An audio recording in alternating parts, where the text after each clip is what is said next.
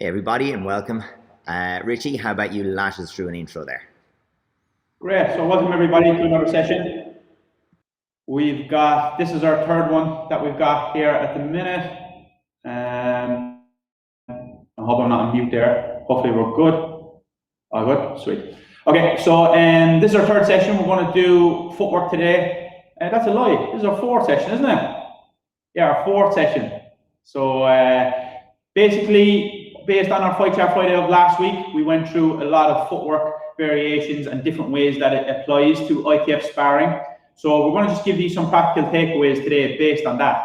So if anybody did watch that episode of Fight Chat Friday last week, you probably have a little bit more of an understanding of the principles and the ideas that we're talking about, because we're going to lead on from those and basically our philosophies and skill acquisition approaches to developing footwork. So welcome to the session, everybody. It's great to have everybody here joined with us again. So we're TKD Coach Academy for anybody who's maybe joining in for the first time. I'm Richie Ford and I'm with Adrian Byrne. And basically the whole plan here is to give people a little bit of live training throughout lockdown. So at the moment in Ireland, we're on lockdown, we can't train as per normal. So we thought it would be a good idea to share some ideas, share some training tips with people, not only in our own country, but around the world. So maybe it'd be a fantastic thing if you could just drop it in the comments where you're coming from. It'd be cool to see where everybody comes from. Last week we had people from far and near. So get involved in the comments. It'd be really cool to see again where everybody's from. And make sure you hit this video a like. It really does us wonders, helps us get our channel out there to other people. And not only that, but it would be fantastic if maybe you could take a snap of your training or your setup right now, tag us on your story, whether that's Facebook, Instagram, it doesn't really matter. Tag us at TKD Coach Academy. Tag us and we'll repost all of those ones there. It'd be great to see everybody training with us and getting involved. So yeah, today is our footwork session and we're going to really cover some footwork patterns, coordination, stance setup, some evasive, dodging, all of that, setting your opponent up and pressurizing people with footwork, baiting people in, and some other really good stuff. If you've got questions, as always, drop them in the comments box and we'll get them as best we can. And it really gets a communication going there of both ways. It really kind of improves the session, really, and people can get more takeaways from it. And it definitely allows us to single in on some aspects that people may be struggling with or would like to know a little bit more. So we'll get started, we'll go in, and then Adrian is going to take us for a general warm-up, and we can go from there. Okay, Cheerio. Come here. Go on. Take on. All right, folks, so hopefully you can see me here, and you probably don't have an agility ladder hanging around at home, but we're going to go and illustrate some exercises that you can do. You can do most of these on the spot or with one box, one hoop, one little space available to you, and they'll all work just fine. But what we're going to do is we're going to start with some general ideas, and this is the base of our pyramid when we were talking about fundamental movement skills. And here we're taking some fundamental movements and building some agility using those. So let's just start with a few easy ones. We'll do one to explain and one to demonstrate for each exercise. So the first thing is a little bit of marching, 2 feet in every box and head and arms moving contralateral to the legs. That means right arm, left arm, right leg. So very, very simple one, but important to start with it. And then you want to go fast. And the idea is to have very light and very fast touches on the floor.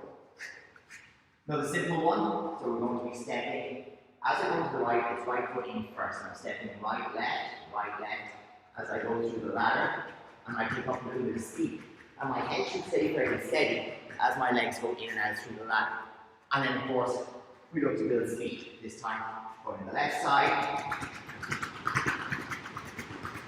And we want to build speed as we go. Next movement pattern that we're going to take is scissors movement or jumping jacks. So we're going to start with 2 feet in, 2 feet out. So it's very, very simple. Keeping the hands quite close, keeping the hips down, knees soft. And then of course, we want to go faster, so stay low. And we can go quite quickly. We can bring in a bit of coordination into these then if we want. So we bring in a knee lift, for example. So in the center, each time we have a knee lift. Okay, each time you go wide, 2 feet land, and we even need it in the center. So,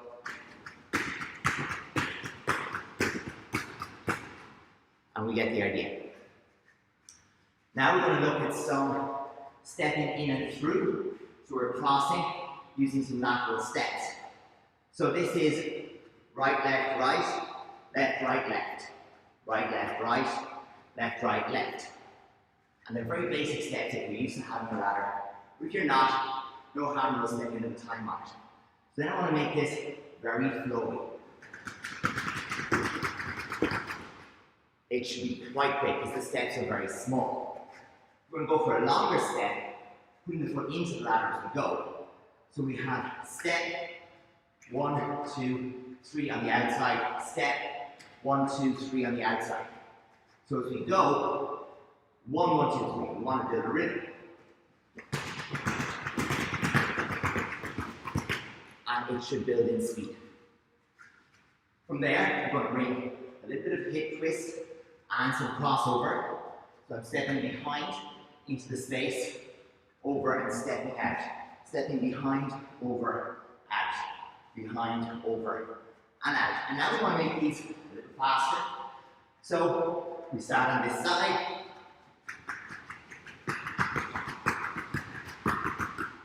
And let the hips go.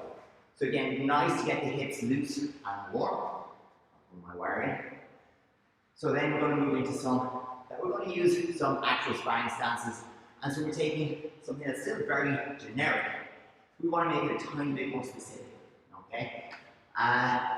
One of the things we can also do is use some single leg loading or some 2 feet together loading. It's very good to do that. So just one. We're going to have single leg hopping. So inside, outside as we go through. And then of course, we build the speed with it. We want to keep the upper body stable, the knees soft, and move under the base of support, moving it nice and quick. So then we go to our sparring stance. And a few simple principles that we can work on the ladder is the spacing, so the feet aren't moving closer together as we go. So to start this one off, I'm going to leave one full ladder space or rung under my feet each time. I'm going to go 2 forward, 1 back. 2 steps forward, 1 step back. So here, that could be a metaphor for life or for 2021, but we get the idea. So we start, and then we can add some rhythm. So rather than just going as fast as we possibly can with this one, we want to do it with a quick rhythm, but maybe forward, forward, back, or forward, forward, back. So we can play with it. So I can have back. And that gives me a chance to play with rhythm and explosive movement, keeping my balance.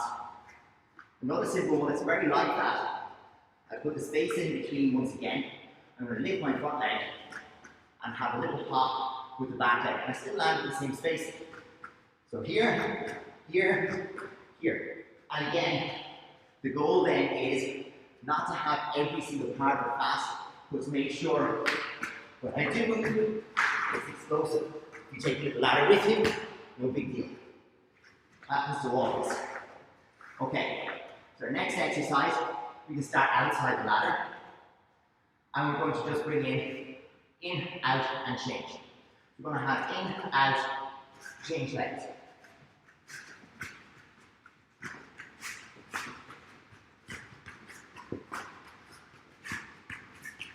And a very, very simple one. Again, keeping the stance quite long, because we're reinforcing some of the basics of the stance as we do this.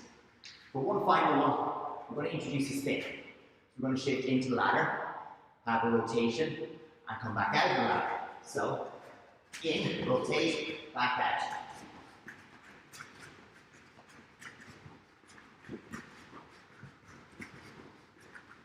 And that, again, keeps us accurate. So we're going to have to pivot on the ball of the foot, because when you don't, you'll wrap up the rungs of the ladder. So from here, we'll try to step up the pyramid a little bit more, and take these basic fundamental movement skills, make them a bit more specific, carry over the agility and the basic kind of condition that we've learned from this, and then make it more useful for sparring. So Richie, I'll hand over. Okay, so that was fantastic. maybe Adrian, if you just pop up the pyramid that we're talking about there for people, and that would just make a bit more sense. So for anybody who wasn't tuning in with us last Friday, so here is a little pyramid we made. So basically on the bottom, we have, I think that I'm playing over there now, on the volume side. Yeah, you can hear me for sure. I'll cut that out. There we go, just so there's no crossover. Apologies, guys. So on the bottom, we have the fundamental movement skills, which Adrian covered a lot of there, and the bottom of the pyramid, which sets us up. So everything comes from the foundation of the floor. So everything that we do in sparring, being able to move, close distance, adjust distance, our timing, that all stems from the footwork foundation that we have. And we have the generic agility drills that Adrian covered as well, and then we're moving up into sport specific, and we're getting higher and higher up the pyramid to building that towards our foundation and bringing it into our live training. So now we're going to move into some more sports specific stuff. So I'm just going to work on a couple of footwork movement patterns.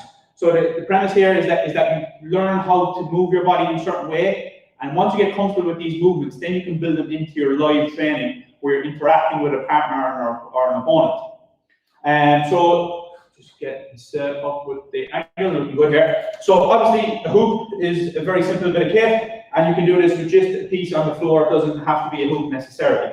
Okay, so we're just going to kind of build off a couple of the exercises we already did, and Adrian already touched on this one as well, of the whole idea of setting a rhythm. So we get into our sparring stance.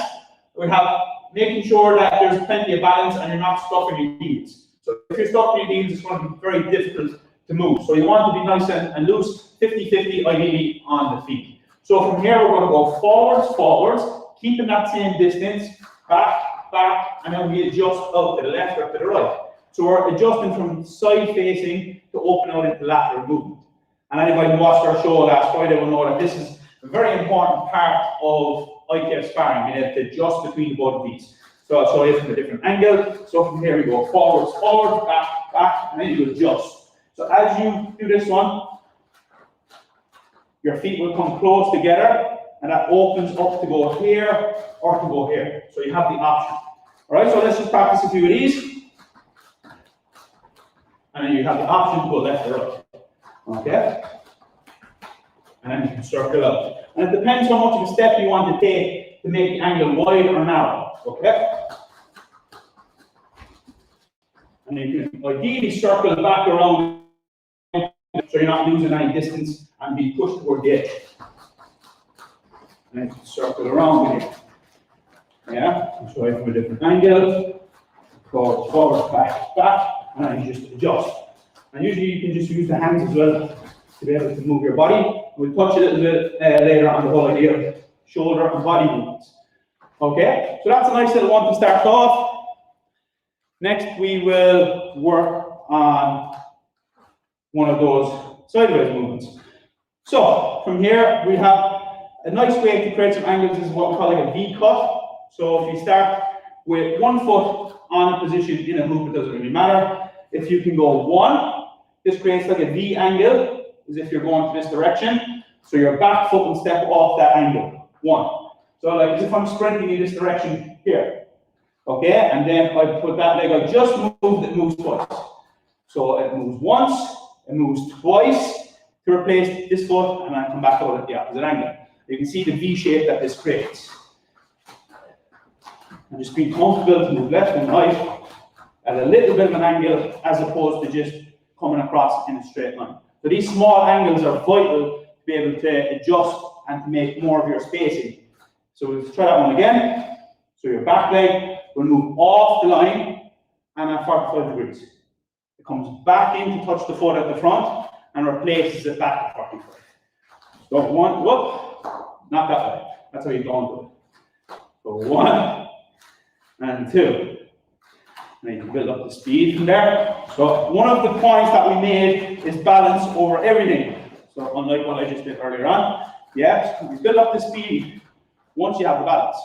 All right? And then once you get comfortable with these movements, then you can kind of link them in to a bit more free flow. So we see Milosh in the video we did on Friday was able to set his opponent up. He went 1, and then he came all the way back out to open space on this side to travel back into the center of the ring. So nice little step to be able to cut some angles and to make nice adjustments to go on different ways. All right, so next we're going to look at getting that side step a bit more. So again, you can have your front foot in a hoop or a position, it doesn't really matter. And all you got to do is move your back leg to the open side. As you do this, you just drop this front shoulder slightly. So 1. Okay? 1 and step up. All right? So 1, 2. You can switch. Let's move to the other side.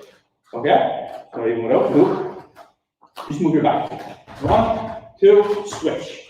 1, 2, switch. 1, 2, switch. 2, switch. And you're moving your back leg to the open side, using your body as well. So you use the side kick. Somebody might be coming at you in a straight line, and you just use your hand and your body position to come off that line, and now you have a direct angle. So if you can link this nice with the V-cuts, it's a lovely little footwork pattern to be able to develop further up. All right, so it's a nice one to work on. Moving that back leg off the direct line, dropping the shoulder. 1, 2. And then you can have a direct angle if you link it with the V-cut we just did. All right, so there's another one that we got. And another very important one that we looked at is the whole idea of the pivot step. So, for anybody who doesn't know this, simply moving your back leg to the rear and creating an angle, kind of like a matador, the idea with the bull and the matador, and just go right past. So that's the idea. So if you just have one leg at the front, move your back leg behind you swiftly. You actually move it to where your back faces. Same to the other side. 1. 1. Okay, usually you can see this being linked with what we call like a check hook. So somebody's coming at you with a blitz, and somebody you can just link that with a step off and score a shot of your own. Yeah. So being able to have that in the bank is an important one. So there we see him coming to the open side at the last step, and you can have the opposite as well. So by taking your front foot back and just sliding back, you have the option on the other side. So if I want to go to this side, for example, to the rear of my opponent, you have that option as well. So you take your front leg, think of what's in line. They want your hip, you take your hip away. And then you slide back as you scoop. Yeah? So we're moving here, and just slide to the outside. And again, a nice little combination to use with the V-cut. 1, slide. Alright? And it's all about having the balance under your feet to be able to move in either way, and have that weight to be able to transition. So it's important that you're able to go forward and back and easily transition your weight. You don't want to be loading too heavy on either side, because it just takes too much to be able to move. Okay? So there's a couple of steps there for you to practice. You might need to rewind again if you're brand new to to go through those. Adrian now is going to move it on again, another step into some principles of footwork for sparring. So Adrian is going to lead us off with the first one. Cool. So just taking over from Richie on that one, and one of the things we probably do have to jump back to just a little bit as I jump into some things on evasive movement, kind of have to talk about first principles, because the first thing as you're trying to move in an evasive way is you're probably going to find yourself tripping over your own feet if you haven't got good first principles. So the way we would usually explain this to people is very, very simple. If you want to go right, move your right leg first. If you want to go left, move your left foot first. But let's just look at that in practice, okay? Just simple, little bit of movement. I need Bob in a while, but for right now, you can see from here. If I'm going to go forwards, I'll tend to push my front leg first. So I make this small movement, okay? I'll tend to push my front leg first. If I want to go back, I'll push from my front leg and move my back leg first. If I want to go to my left, I'll move my left leg first. If I want to go to my right, my right leg first. And it doesn't matter if we're the other way around. I'm going left leg first, I'm going right leg first. And all this does for you is it makes sure that you're never crossing your legs. So in other words, going to this kind of position where your opponent is in front of you here, because any contact with you takes you off balance. And even if you don't concede a score, you concede space. The other one is, if I'm going in this direction, if I shorten my stance and go this way, if my opponent reads it and hits me in the middle, I'm going to be knocked off balance. And again, I want to avoid that. So wherever possible, I'm keeping that balanced position, even as I'm moving or bouncing. So that's the first thing that we want to keep in mind. So now we're moving on to some evasive movements, and I'm going to be staying away from Bob here. There are 3 things that you can change in order to keep your opponent guessing. Okay, so we're thinking in terms of your distance to your opponent. that can be changed. It doesn't always have to be far away. The direction that you're moving in, left to right, forwards to back, and the speed. And you don't want to take any of these necessarily to its extreme, but particularly speed. So, one of the things we commonly see, I'm going to talk through some of the faults and through that explain some of the benefits. If I'm looking to stay away from Bob here, I'm starting in this position, you'll often see, and it gets faster and faster as you go. So it starts here, like this, and then the more pressure that you come under, the faster you go. You've lost control then of the ability to change direction. So a simple exercise that you can do in that lateral stepping, you just have a random change. Okay, and then we'll add something to it. So as I move into the side, change, change, change, change, change, change, change, change. And I want to be able to very quickly change the direction. If I can keep my weight low and not overcommit, I should be able to do that. To challenge it, we add some techniques. So as I'm moving, change, change, change, change, change. And of course, if someone else is calling the change, it works a bit nicer. We can then add the ability to go to the legs, okay?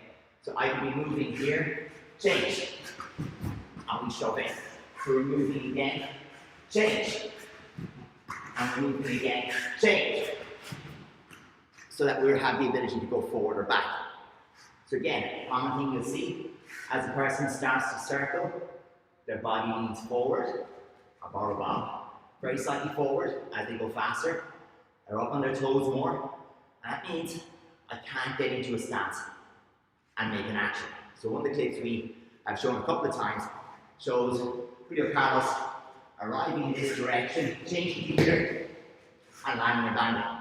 And it's possible because as he's changing direction, he still has the ability to change his feet.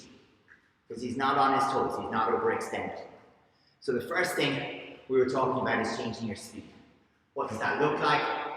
I can be going slow and have a quick change combined with direction there. I can be moving slowly and then accelerate. If I'm just sparring this way, a quick step accelerates it. And what that acceleration does is, it forces your opponent to move their feet. So they might be following you nice and easy this way, then all of a sudden, they have to move their front foot, which gives you an opportunity to step in, change your distance, change your direction. So let's look at another one. So we've changed speed. We changed direction, so that's just your left to right. But it could also be that as I'm stepping, I've evaded, I'm moving away, and I step in again. It could be that I make greater distance, I make my distance even bigger. Why might I want to do that? Because I need to see them step in. Okay? So if we were sparring here and I make my distance bigger, he has to step in at some point, which gives me the opportunity as he steps in to meet him with hands, or to meet him with that front leg. So I can change that distance, and that's something that we really want to do. And one final thing, so we're talking about speed, distance, direction, and now finally distance. We can also think a little bit more in terms of when we're moving, we're evasive, we're adjusting. I don't have to run away. I can also be evasive and take space. So I can be testing and then close. So if he's looking to pick up a side kick and he's trying to follow, side kick will often have a little step, or it'll have a bigger shift, it'll have a giveaway. And me just being too close will jam that kick. Generally, it'll spoil their movements. I can follow up, or I can make bigger distance, and as they look to recover, I can hit. And it gives me a chance to interrupt or split rhythm. Remember, the goal, whenever you're moving evasively, is to lead. Dance, lead your partner, okay? Don't react to how they're moving. So I'm not standing here waiting to see what kick they throw, or even waiting here waiting to see what kick they're going to throw. I'm moving because I want you to throw something that gives me an opportunity to cut inside. I want you to throw something that lets me step to the other side and come back in. I want you to throw something that lets me open out my stance. And just on that final one, how we get from here to lateral, one of the most common things is what we call a drop step. And it buys us a lot more space than it might look like. So I'm very close to Bob here, and I pull back to here. I've gained a full stance, but now as I start to move about the ring, I've changed the angle and added another foot or so. So in terms of me going from here, I'm going this way or this way, I've changed the distance and the angle, and now it's on this person to react, to find a way to put themselves in a safe stance facing me again, which gives me an advantage. I can maybe engineer a score. Richie, so we're going to talk about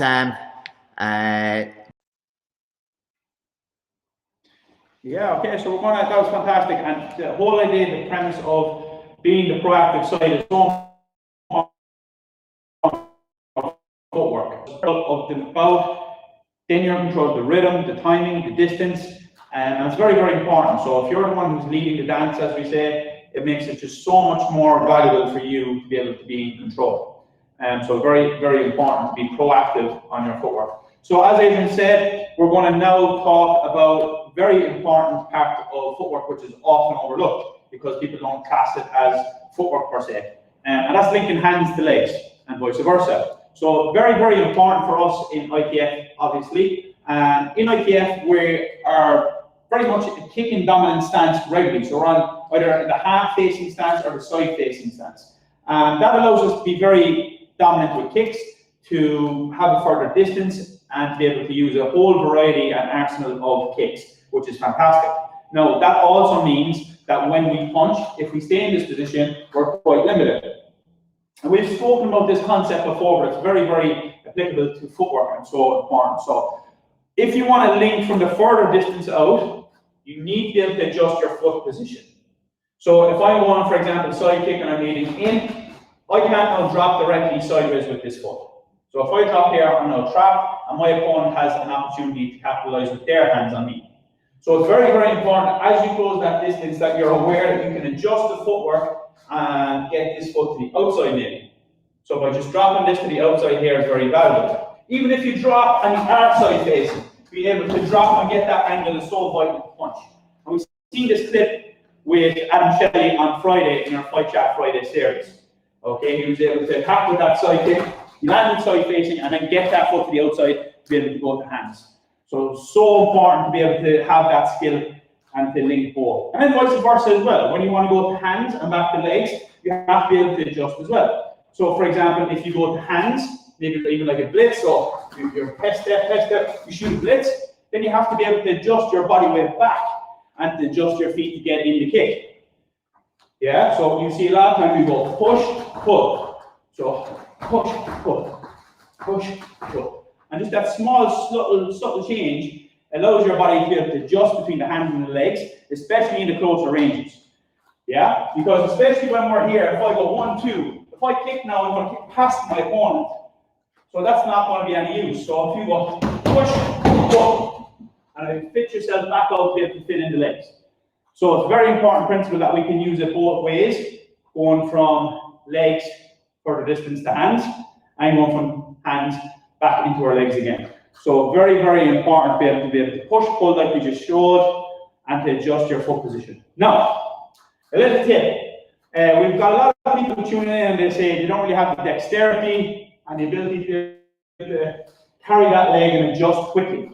So what some people, a little tip, is carry your front leg almost like half the front kick, half the side kick. So if you can carry it in this position, it's still plenty of your foot there as an attacking tool to attack, and it allows you to land a little bit better. So if you can land your side kick with that foot just slightly bladed up, that allows you to get into that better position much quicker. So some people, maybe you're a little bit older, you don't have the athleticism to be able to adjust so quickly. This is a nice little trick. They almost use it as like half front, half side. So just by adjusting the toes up slightly, that almost sets you up to be able to land there again in a better position to punch. And then don't forget that we need to adjust the body back and vice versa. So it's a very useful tip to be able to link your footwork that way, and so applicable to us in ITF in particular, where we need to be able to adjust our stances correctly. Okay, and so I'm going to hand you over now to Adrian, who's going to talk on a very important aspect of always being on balance. One of the most important things of footwork. Cool. Okay, so the challenge with this as a training concept is how do you train being in balance? Because when you discover you're off balance is usually when something happens that wasn't expected and then you're off balance, so how do you train for the unexpected? So I'm going to give you some ideas about that. So before I jump into that too far, I want to look at like one or two common places that balance gets lost. And the main one is recovery out of kicks. And the simpler the kick is, the simpler the recovery should be. But once we add spins, once we add some angled movements first, we then have to look at how the recovery happens. So the first basic principle of it, and again, I use Bob here, we'll take a side kick and we'll look at how the feet come to the ground. So if I'm going to make contact here, okay, and I have a hit and I land here, okay, I have good balance, okay, as in my center of mass is over my base of support. I'm pretty good in terms of balance. It's not the best position to punch in, so that's not great. And it's quite nice if I want to go back and kicking. So if I'm thinking about what the next intention is, it changes everything that I do from here. So if my contact happens unexpectedly, for example, you get caught here, well, that changes things. How can we train that? We get a partner. So when a partner changes distance on you and you have to deal with it, we then go, oh, okay, now I'm having to find solutions. So what would the solutions typically look like? Okay, couple of choices. First one, you have a kick and a drop because the space is out. So that's where you're going to have, and you drop because the space is out between you and your partner. How do you train that? Well, you make sure that when you're kicking, you never expect to kick. There's always a little bit of a recoil or recovery, okay? That brings the leg back so it doesn't act as an anchor at the end, okay? And that's whether it's the side kick as we had. Of course, it's very useful if you want to go to the head as well, but it also applies if, for example, I'm looking at a bandidolio attack. I never expect it to land. So if it lands great, and my balance is lost there, that's no problem. But if it doesn't land, I want to be back into my recovery position, or here, this way. So that brings us to our second recovery, our foot to foot. Okay, so if we hit, I'm going to have the front foot pulling towards the back foot to bring my base of support under my center of gravity again. So that will happen if I'm skipping, that will happen, or sliding, that will happen if I hit a little early. So in other words, here, I'll recover this way. One of the things I want to think about when you're looking at foot-to-foot recoveries, they're very useful as well when your partner or your opponent is pushing onto you. So if I was towards the edge of the ring, I can use that foot-to-foot to change my direction 90 degrees. I can use their momentum hitting me, boom, to push my leg around and keep me in the ring if I have the presence in mind when I'm looking at that. One more, just on that, and again, it's still thinking of recovery. We'll look at the back kick to illustrate this one. I could use foot to foot, but it takes me far away, and I'm not setting up the next technique quick enough. It's giving my opponent an opportunity to get in there. So if from a kick like the side kick, the back kick, the turning kick, we start to think about actively putting our feet to the ground, here, we can shape our next stance. So by thinking of pulling, driving ourselves to the floor one more time, rather than this one, and recovering passively, pulling, and recovering actively, that will set us up in position to go again. So we go a step further, okay?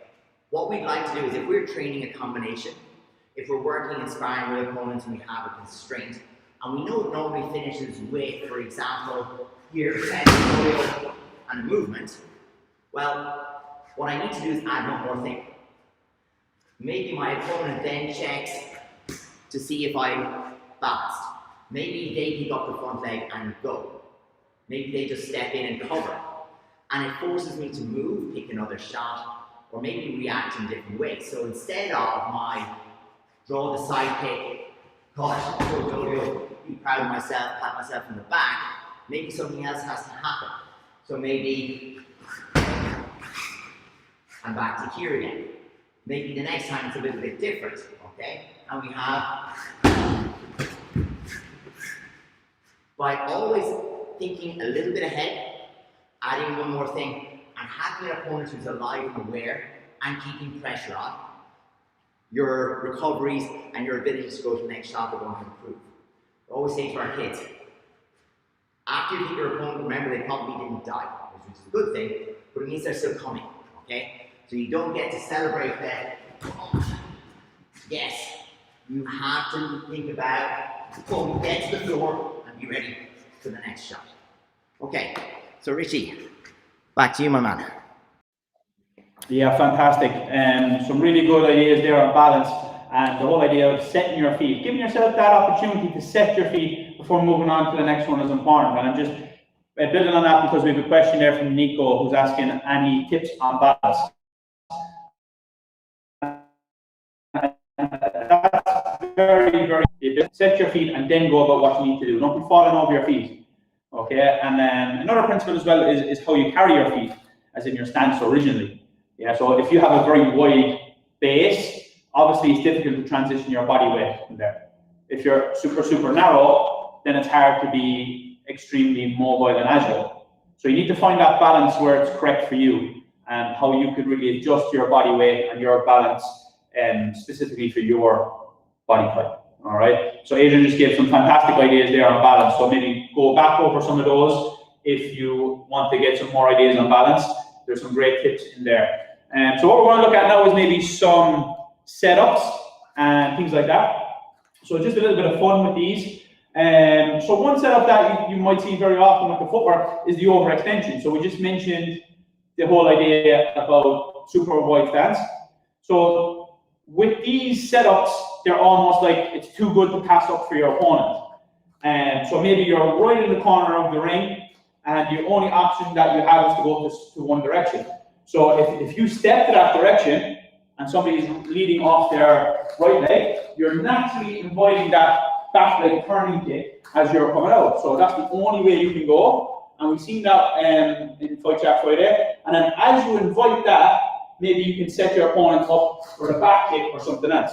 So by literally taking away the options that your opponent have and to almost presenting them with something for free almost, then you present an opportunity for you to go about other options as well. So that one, the back leg turning kick into a particular area. So if we just have like the corner here, we imagine that this is the corner of the ring. So my opponent is here to travel out this way onto my open side. It's natural for me to go for that shot. Yeah, so if you can almost invite that, there you go, one, that gives you an opportunity to set up, just like Adrian showed that back kick opportunity as well. But then it's so important to set your feet and get yourself out of there. You can't just rest on your laurels. You gotta have the ability to set your feet and get back out into the space. So the more that you can have mats behind you to spare, the better. So you don't want to be lowering yourself into that corner. So that's one way you can use the setups of almost like drawing it out of them, what you want. And then that gives you the space to come back in wherever you need to be. Okay, you also got a whole, maybe a side kick setup. So you see some people, we mentioned earlier, attacking with the side kick, so they might drop heavy. And then, oh, that's too good to pass up. Someone goes for the shot here, and you just shift your weight back, and you catch it with a side kick on the defensive. But then the whole idea of resetting back out again, not just keeping yourself on the edge of the ring there where you're under pressure. So you have to come back out. So that's another setup where you can go heavy, drift back, but then you got to set your feet here again. So just like Adrian said, give yourself that opportunity to set your feet under you and to be able to move left and right. So there's some of the setups that we had there. And I see Miss Murphy asked a question about the whole idea of bringing this in for kids and games. Fantastic question. So what I would like to do usually is maybe work on a certain step like we just did, maybe like in a warm-up. And so maybe even that simple one like that pivot step. So I might get everybody to practice that. I'll just move in of working that pivot step. And then we can build that up into higher levels on the pyramid that we showed you earlier. So then I will get them to work with a partner. And it's very, very important that the things we do, the partners have an objective each. So quite simply, maybe your opponent's objective is to tag the other person on the shoulder or the top of the head with either hand. And the other person's job is they must defend or counter without going backwards. So the only option then they have is to work on that step that we did earlier, or to use those pivot steps. So by constraining the rules and the options that the students have for a particular exercise, if you can get creative and clever enough with those, you really see them come out with those. And they'll even surprise you, they come out with really creative solutions themselves.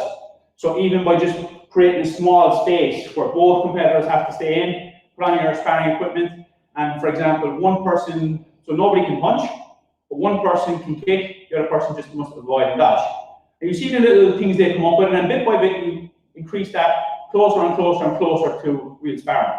And then once they're comfortable in there and they're feeling the correct environment, the correct shots flowing towards them, you see that they'll bring that into their live training and their sparring and on the ring.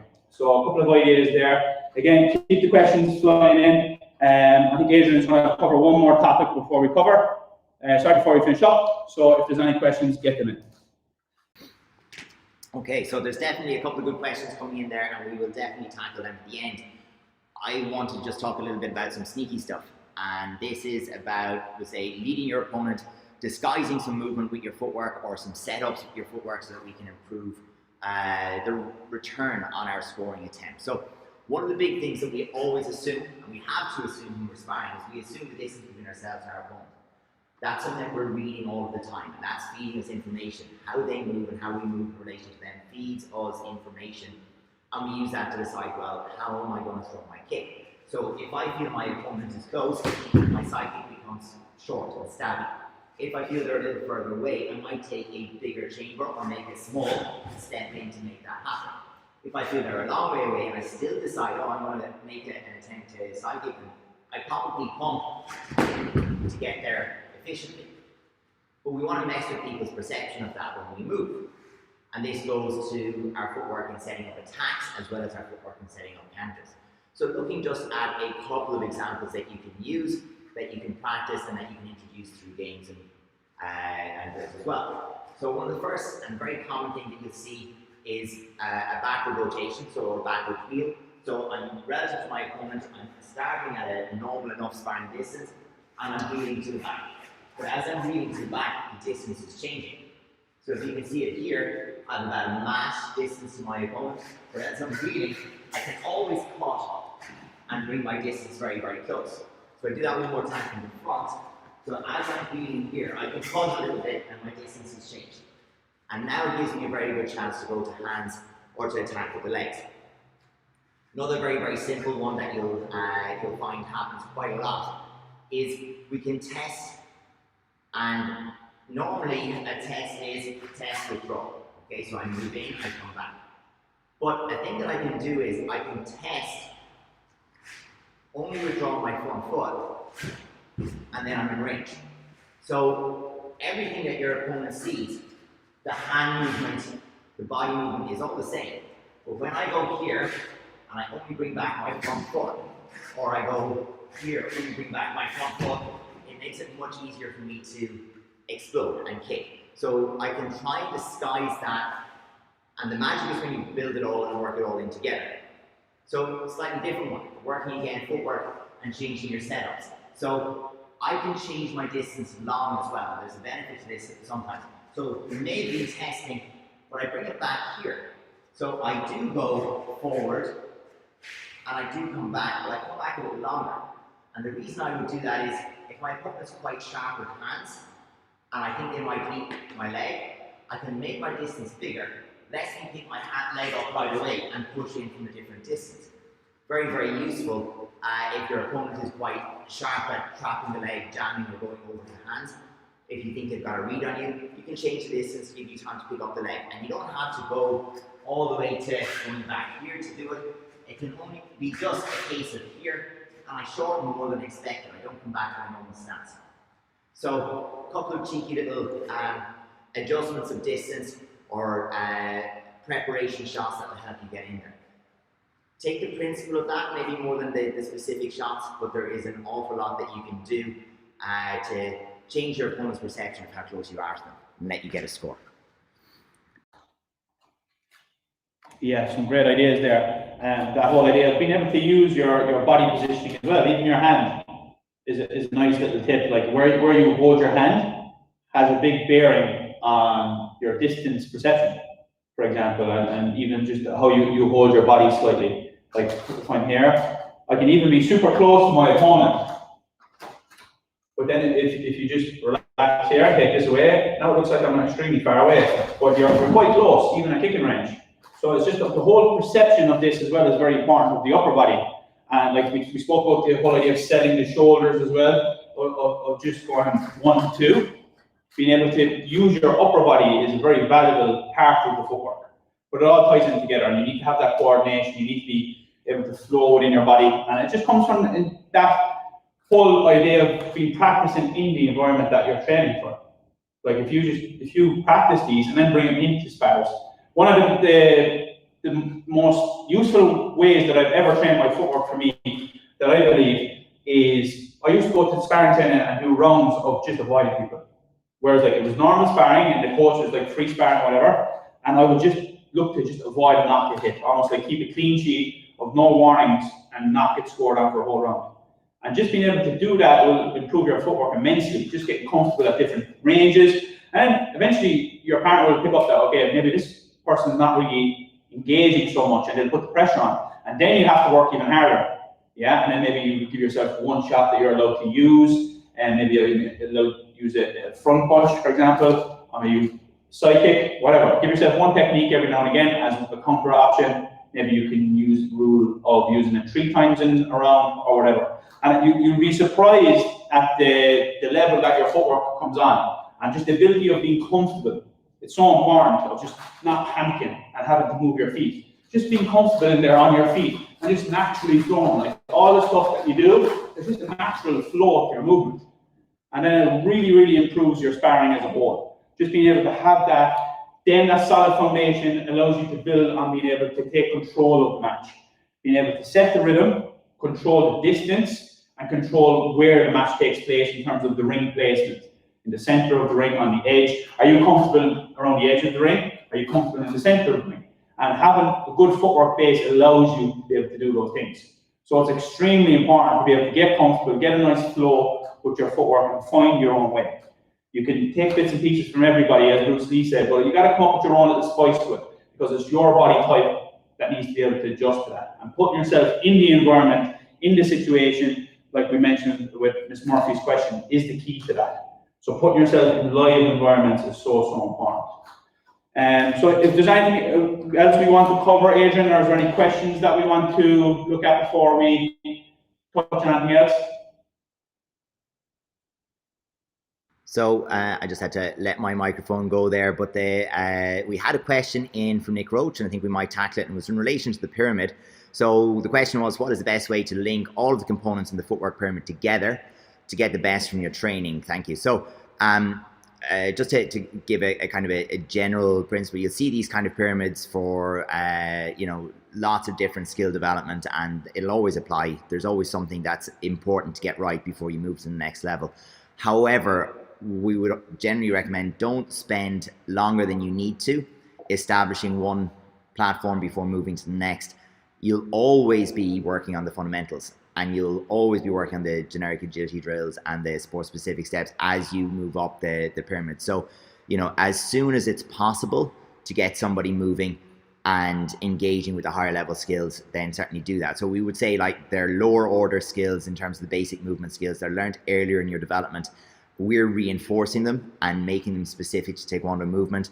But that's really all we're doing. And what we really are trying to do is getting to spend as much time as possible in that semi-live and live environment. And so the principle will usually be, we set up a game, we set up a constraint, a semi-live sparring situation. We find a problem, if there's a problem there. We go back to whatever point in the pyramid we need to, spend as much time as we need to address it, and we bring it back into the live environment. Because there's an element of, we'll say, the skill acquisition of it. Do I understand what I'm doing? Have I the capacity to make those movements? And there's the element of whether it's the cognitive part of it, of understanding what's going on in the spar, what you're doing and what your intent is, or it's the perception action part of it, of you're being fed information and you're learning a program to interpret that information into a successful result. So we would definitely, I think, suggest get your fundamentals built into your warm-ups, built into your preparatory exercises, make your warm-up a bit more specific to the activity you're going to do, and spend the real training time in those semi-live and live environments. Richie, is there anything you want to add to that? No, absolutely. That hits the nail on the head. Very important. And I'm glad you brought that up as well, because I feel like that is a problem that a lot of people take it for granted, and they feel that you have to absolutely complete the fundamental movement skills and tick that box before you can move on to the next one. Yeah, this is a non-linear development and that we're talking about here. So you can mix and match. And as you said, the more time that you can spend in the top of the pyramid, the better. And then you can rein it back in if there's a problem that you need to just lower down the scale and really get those foundations in order. But yeah, we really don't want to spend our time in isolation just doing steps and steps and steps. It happened to me for a long time personally. I used to train all of these footwork patterns for a long time and wondering why they wouldn't come into my training. And so you need to be able to then translate those steps into live situations by practicing it. So important, and to be forcing yourself to come up with movement solutions to a problem. So if somebody's really putting pressure on me, how do I use my feet to come up with that problem? Maybe setting different tempos, adjusting angles, etc. So being able to use the decisions in the ring linked with those actual movements as such is the vital part. I think we have a question there as well, Adrian. Yeah, so the question is maybe a bit relevant to last Saturday night's fight, I don't know, but in relation to the name there. But Lawrence has, would you do 2-minute rounds with 1-minute break for footwork as well, or maybe shorter intervals? And so we'll tackle this in a couple of ways, but some of the exercises and drills we don't want to do in rounds. So any of the work that we did in the ladder that was agility oriented, or that was anything that's related to doing something explosively, we're not going to do for 2x2 rounds with a minute break. If we're looking to increase speed, we're going to shorten it. We're going to make sure that our recovery is at least 1, probably 2 or even 3 times the length of the action phase. So if I work for 10 seconds through the ladder, I want to take 20 to 30 seconds recovering and then go through the ladder again, because it's the nervous system really that we're training here to, like, we want to develop those fast twitch fibers, we want to get the coordination, and that's all firing signals through the nervous system, and it needs time to recover so that we can do it again better and faster. But in terms of using conditioning, or using the 2x2 with a minute break for conditioning, yeah, that's a really good plan. It is as specific to our sport as it gets, and we could challenge footwork in that way. Richie, again, anything to add on that? No, absolutely, that's it. So we would like to use that. As you said, if something is new and you're learning it, then it's not a good idea to then do that as an explosive exercise or in a pressurized situation. So you need to be able to build that foundation first and be comfortable with the movement pattern before you can bring it in terms of explosive when it comes to like cardio and being real under pressure and stuff like that. So yeah, there's a fine line there, I know, between us saying try to get up to the top or the second tier of the pyramid as quick as you can, and also being able to do it. So that comes down to the coach and having an understanding of what's necessary for the athletes or the students, whatever it may be. So from Lawrence as well, but it's a really good question actually, and I might let Richie have a punt at this one first. Do you have any drills for recovery after getting hit by the opponent? And maybe we consider this recovery in terms of the footwork, because that's the theme of today, rather than in terms of, you know, recovering in life. But Richie, do you want to have a punt at that one? Yeah. So luckily for us, in a semi-contact sport, we have the ability to call time if necessary if there's a serious injury. But in terms of being able to take a shot and to recover, I think it's just being able to disengage for that second again before you re-engage is an important ability. So if you're really in close range, just having those movements in the back pocket to just to step out of range and disengage again before you're ready to come back in is very important. So simple, but it's something that we take for granted. So I wouldn't say there's any drills or anything that I would really focus on like that in terms of recovery, but it would be like more recovery stuff that Adrian touched on earlier, with the whole idea of like the linking the kicks and coming back in, that type of idea, as opposed to like any recovery footwork to get you safe. I think the whole premise here is don't put yourself in a situation in the first place by having good footwork and good body position. It happened to me before where you get hit with a big shot because you're doing something stupid like leaning or putting yourself in a bad position. So if you have those good fundamentals to begin with, then ideally you don't have to worry about that problem. So I'll take the other slant on that, which is just to say, we'll take a general principle approach of recovering in terms of footwork as well. So you've started to throw something, you've been countered. How do you recover your footwork to be ready to go again? And I think one of the things that, whether it's recovery after a bad hit and you're rattled, whether it's recovery after a score or a warning or whatever is gone and the scoreboard is flipped, or simply because you've been jammed, you've been countered or whatever, one of the big training things that we can do, because we don't want to train people at getting smacked in the head, it's not really a good way to go, but we can train some of the conditioning for that with fatigue. So thinking correctly under pressure, teacups, and neurological fatigue, and under emotional fatigue, like when you're tired, like properly tired in a session, the fatigue is almost emotional. It's hard. You're going to have those dead legs, those shaky legs. You're going to have that loss of concentration. Your brain's going to be elsewhere, and that's a time, if you're really tuned in with your coach and your training partners, where you can make gains in your training, because you can start to force better decisions under extreme pressure. And the pressure is fatigue. You're not going to die, you're not going to get hurt, but you are under emotional stress. Your brain doesn't know the difference to some degree, and you can use that emotional stress to make better decisions under pressure, and that applies physically as well. So when you have someone walking a shield towards you and you've just done 30 seconds of solid hitting and it's at the end of a long session, trying to maintain proper distance and movement and spatial awareness and not walk yourself into a wall can be difficult enough.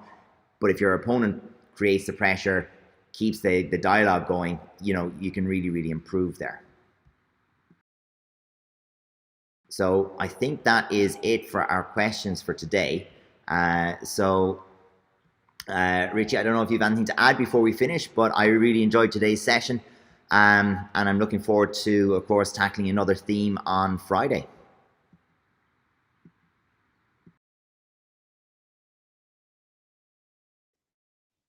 Yeah, there we go. I'm back in. So yeah, some fantastic questions, and it's great to see people are really interacting with the content we're putting out there, with the whole idea of the constraints and building up the skill acquisition. So it's fantastic to see. So some great questions come in, and we can see people are really thinking about this, and people are eager to get back training, working with their students and their athletes, and to get back sparring. So yeah, as Adrian said, we have another topic to cover again on Friday. So if you have any suggestions, get them in the comment box, drop them to us in a message, whatever. If there's a certain thing about sparring that you would like us to cover, it doesn't have to be a technique or a skill set per se, but just if you have any good idea, drop it into us. We'll see how it goes, and if it's something that we can then build on for next Tuesday session, fantastic. And as I said, thanks to everybody again. The comments there are fantastic. Really appreciate the support. Some of the same faces coming up time and time again, really supporting our content, so we really appreciate it. And so share it out there, get it on your story, tag us, we reshare it, get you up on our stories as well, and it'll be fantastic. Tune in on Friday. Hopefully we'll have a great session planned with some ideas from yourselves, and that's the plan. And of course, as always, like, share and subscribe to the channel, and that's it. Till the next one, see you then. Thanks for watching.